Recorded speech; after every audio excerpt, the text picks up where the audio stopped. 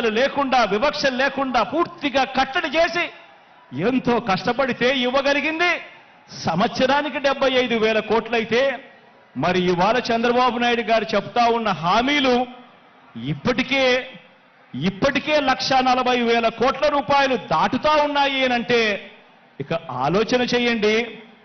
ఈ పెద్ద మనిషి చంద్రబాబు నాయుడు గారు చెప్పే ఈ హామీలు మళ్ళీ ప్రజలను ఎంతగా మోసం చేసేందుకు చెప్తా ఉన్నాడు అని ఒక్కసారి ప్రతి ఒక్కరూ కూడా ఆలోచన చేయమని అడుగుతా ఉన్నా. మరి ఈ డబ్బు ఎక్కడి నుంచి తెస్తారు అని అంటే చంద్రబాబు గారు మాట్లాడరు. ఇదే అంశాల మీద సుదీర్ఘంగా కూడా ప్రజలందరికీ కూడా తెలియాలి అని అసెంబ్లీలో సుదీర్ఘంగా దీని గురించి వివరించడం కూడా జరిగింది. పేద ప్రజలు మరొకసారి నమ్ముతారేమో, మోసం చేద్దామన్న కుటిల ఆలోచనతో బాబు ఈ వాగ్దానాలన్నీ కూడా చేస్తా ఉన్నాడు.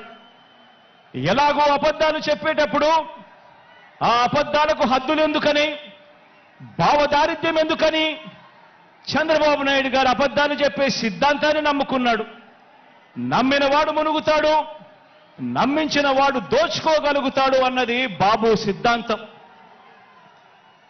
బాబు మేనిఫెస్టో ఏ ఒక్కరైనా కూడా నమ్మటం అంటే బంగారు కడియం ఇస్తానని చెప్పి ఆ పులిని నమ్మినట్టుగానే ఆ కథలో పులిని నమ్మినట్టుగానే ప్రజలందరూ కూడా మోసపోతారు అని కూడా ఈ సందర్భంగా తెలియజేస్తా ఉన్నా. ఆలోచన చేయమని అడుగుతా ఉన్నా. ఈ 58 నెలల్లో 130 సార్లు మీ బిడ్డ బటన్ నొక్కాడు. ఈ 58 నెలల్లో ప్రజల కోసం మీ బిడ్డ 130 సార్లు బటన్ నొక్కాడు. దాదాపుగా 2,70,000 కోట్ల రూపాయలు డీబీటీగా నేరుగా నా అక్క చెల్లెమ్మల కుటుంబాల ఖాతాల్లోకి నేరుగా పంపించాం. దేశ చరిత్రలోనే ఇదొక రికార్డు. మన రాష్ట్రంలో ఎప్పుడూ జరగని విధంగా, మనం ఎప్పుడూ కూడా చూడని విధంగా ఈరోజు ఈ కార్యక్రమం ఈ 58 నెలల్లో జరిగింది అనంటే అది కేవలం మీ జగన్కు మాత్రమే సాధ్యమైంది. అది కేవలం వైఎస్ఆర్ కాంగ్రెస్ పార్టీకి మాత్రమే సాధ్యమైంది అని కూడా చెప్పడానికి గర్వపడతా ఉన్నా.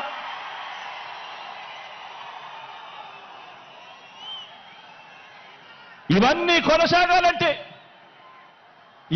కొనసాగాలంటే ఈ ప్రయోజనాలు అందుకున్న ప్రతి ఒక్క కుటుంబం, ప్రతి ఒక్కరూ కూడా మనకు స్టార్ క్యాంపెయినర్గా వీళ్ళందరూ కూడా కుటుంబాలు బయటికి రావాలి. వారు ఓటు వేయడమే కాకుండా 100 మందికి చెప్పి ఓటు వేయించాలి. ప్రతి ఒక్కరూ కూడా ప్రతి ఒక్కరి దగ్గరికి వెళ్ళి ఓటు వేయించడమే కాకుండా ప్రతి ఇంట్లోనూ కూడా చెప్పాలి. పొరపాటు జరిగితే పేదవాడి భవిష్యత్ అంధకారం అవుతుంది అని చెప్పి ప్రతి ఇంట్లోకి వెళ్ళి చెప్పాలి. ప్రతి గ్రామంలోనూ వెళ్ళి వివరించాలి. పార్టీ కార్యకర్తలు, నాయకులు, అభిమానులు, వాలంటీర్లు మీ పాత్ర ఎంతో కీలకం. ప్రతి ఇంటికి, ప్రతి పేదకు, ప్రతి ఓటరుకు ఈ ఎన్నికలు ఎంత ముఖ్యమో ప్రతి ఒక్కరూ కూడా వివరించాల్సిన అవసరం ఉంది. ఈ ఎన్నికల్లో వేసే ఓటు వచ్చే 5 సంవత్సరాలలో వారి భవిష్యత్తును ఎలా మారుస్తుందో వివరించటం చాలా అవసరం. 2019 ఎన్నికలకు ముందు మీ జగన్ ఒక మాట చెప్పాడు, గుర్తుందా? 2019 ఎన్నికల ముందు మీ జగన్ ఒక మాట చెప్పాడు. ఆ మాట జగన్ చెప్పిన ఆ మాట, మీ బిడ్డ వస్తాడు, మంచి రోజులు మీకు తెస్తాడు అని చెప్పి మీ బిడ్డ మీకు మాట ఇచ్చాడు. 2019లో జగన్ ఈ మాట చెప్పాడు. ఈరోజు మళ్ళీ మీ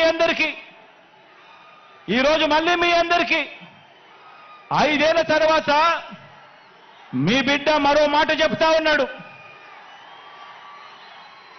నేను చెప్పే ఈ మాటను ప్రతి ఊరిలోనూ చెప్పండి, ప్రతి ఇంట్లోనూ చెప్పండి, ప్రతి గడపకు వెళ్ళి చెప్పండి ఈ మాటను.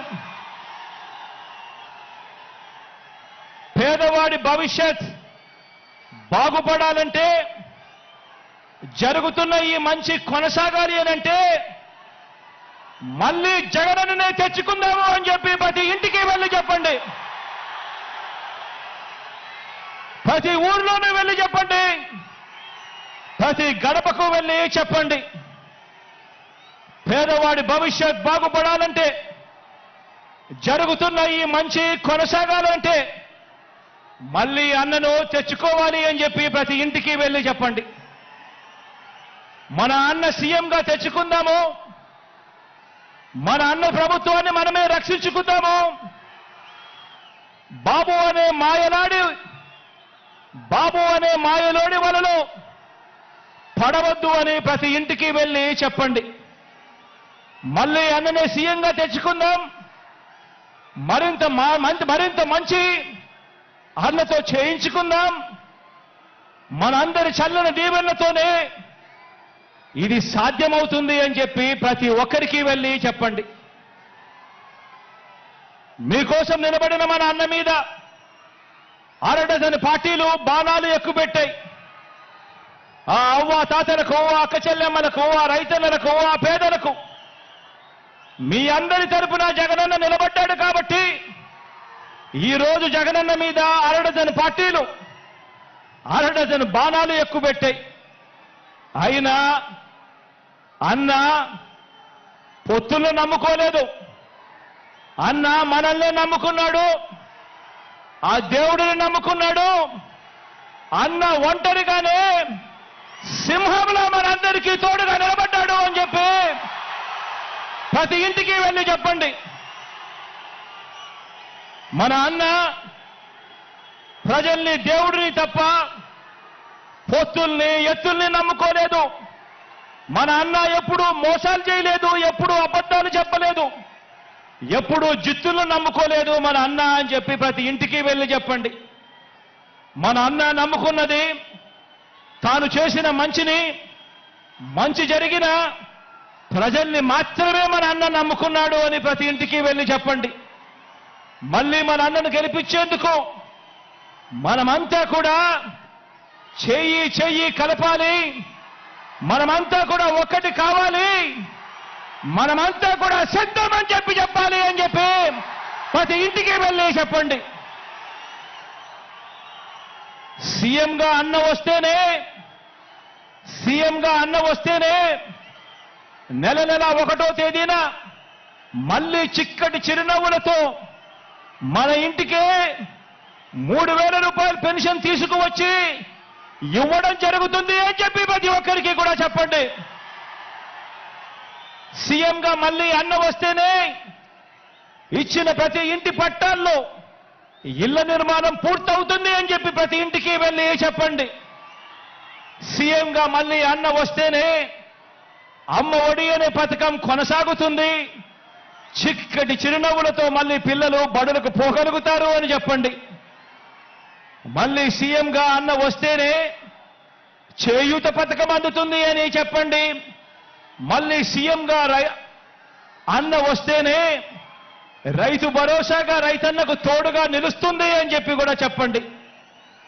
సీఎంగా మళ్ళీ అన్న వస్తేనే పెద్ద చదువులు చదువుతా ఉన్న పిల్లలకు పూర్తి ఫీజు రీఎంబర్స్మెంట్ కింద విద్యా దీవెన, వసతి దీవెన వచ్చే మనసు కేవలం అన్న వస్తేనే జరుగుతుంది అని చెప్పండి. సీఎంగా మళ్ళీ అన్నను గెలిపించుకుంటేనే బటన్ నొక్కితే నేరుగా నా అక్క చెల్లెమ్మల కుటుంబాల ఖాతాల్లోకి ఎలాంటి వివక్ష లేకుండా, ఎలాంటి లంచాలు లేకుండా నేరుగా డబ్బులు పడే పరిస్థితి రావాలి అనంటే మళ్ళీ అన్న ముఖ్యమంత్రి అయితేనే అని చెప్పి ప్రతి ఇంటికి వెళ్ళి చెప్పండి. సీఎంగా మళ్ళీ అన్న వస్తేనే గవర్నమెంట్ బడి బాగుపడుతుందని చెప్పండి. సీఎంగా అన్న వస్తేనే గవర్నమెంట్ హాస్పిటల్ బాగుపడుతుందని చెప్పండి. సీఎంగా మళ్ళీ అన్న వస్తేనే నవరత్నాల్లోని అన్ని పథకాలు కూడా కొనసాగుతాయి అని చెప్పి ప్రతి ఇంటికి వెళ్ళి చెప్పండి. ప్రతి గడప వద్దకు వెళ్ళి చెప్పండి. ఈ పథకాలు అందుకున్న మనందరం కూడా స్టార్ క్యాంపెయినర్లుగా బయటికి రావాలి అని చెప్పండి. ప్రతి ఒక్కరం కూడా ఫ్యాన్ గుర్తు మీద అసెంబ్లీకి ఒక ఓటు, పార్లమెంటు ఒక ఓటుకు వేస్తేనే మళ్ళీ అన్న సీఎం అవుతాడు, అన్ని పథకాలు కూడా మన ఇంటికే వస్తాయి అని చెప్పి